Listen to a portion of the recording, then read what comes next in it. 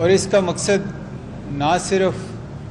دل کے امراض سے آگاہی ہے بلکہ اس کے امراض سے بچاؤ کے لیے جو ضروری تدابیر ہیں اس کے بارے میں پبلک کو آگاہ کرنا ہے۔ جیسے کہ آپ سب لوگ جانتے ہیں کہ دل کی بیماری اس وقت ڈیتھ کا سب سے بڑا ذریعہ ہے، اور یہ نہ صرف ترقی یافتہ ممالک میں ہے بلکہ ترقی پذیر ممالک میں اس کی شرح اس سے بھی زیادہ ہے۔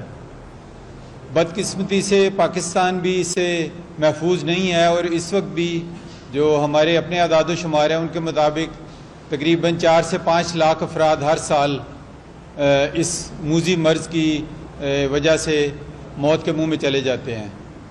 اور اس سے بھی زیادہ بدقسمتی یہ ہے کہ ان میں سے بہت سے لوگ نوجوان یا ایون کم عمر کے لوگ ہیں۔ تو یہ بیماری جو ہے یہ آہستہ آہستہ کم عمر کی طرف سرایت کرتی جا رہی ہے۔ جو اس میں اچھی چیز ہے وہ یہ ہے کہ 80% جو یہ بیماری ہے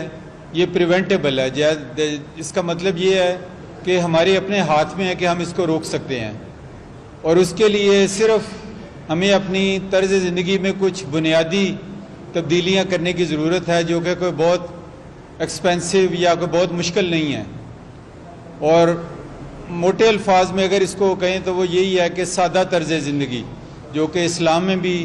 جس کے بارے میں کہا گیا ہے اور جس سے ہم دور ہوتے جا رہے ہیں، اور جو اس بیماری کے بڑھنے کی ایک وجہ بنی ہے۔ اس کا مطلب یہ ہے کہ ایک جو چند چیزیں جن کا خیال رکھنا ہے وہ اپنا وزن ہے، وزن نہ بڑھنے دیں۔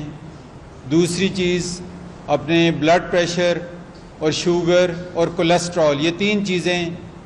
کوشش کریں کہ اپنے جو نوجوان ہیں وہ نوجوانی کی عمر سے ان کی اسکریننگ شروع کروائیں، اور کم از کم سال میں ایک دفعہ یہ سمپل چیزیں ضرور کروا لیں۔ اس سے بر وقت تدارک سے آپ بہت سی بیماریوں سے بچ سکیں گے۔ جو طرز زندگی میں تبدیلی ہے اس میں جب وزن کا خیال رکھنے کا کہا گیا تو اس کے ساتھ سادہ غذا اور کثرت سے پھل اور سبزیوں اور دالوں کا استعمال، جس کا مطلب ہے گوشت کم، تلی ہوئی چیزیں کم، bakery, fast food, pizza, burger, bun, یہ سب چیزیں سے دور رہنا ہے، نمک کم استعمال کرنا ہے، اور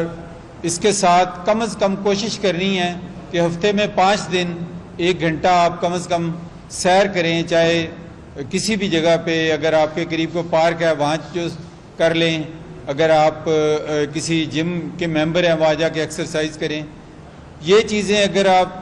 اپنے نہ صرف اپنے لیے بلکہ اپنے خاندان اور اپنے بچوں کے لیے بھی شروع کروائیں تو آج سے 10-20 سال بعد ہم اس بیماری سے کسی حد تک چھٹکارا پا سکیں گے، کیونکہ یہ مغربی ممالک نے یہ دکھا دیا ہے کہ ان چیزوں کے اوپر کام کرنے سے اس بیماری کا زور کم کیا جا سکتا ہے، اور یہ ایک پریونٹیبل ڈیزیز ہے۔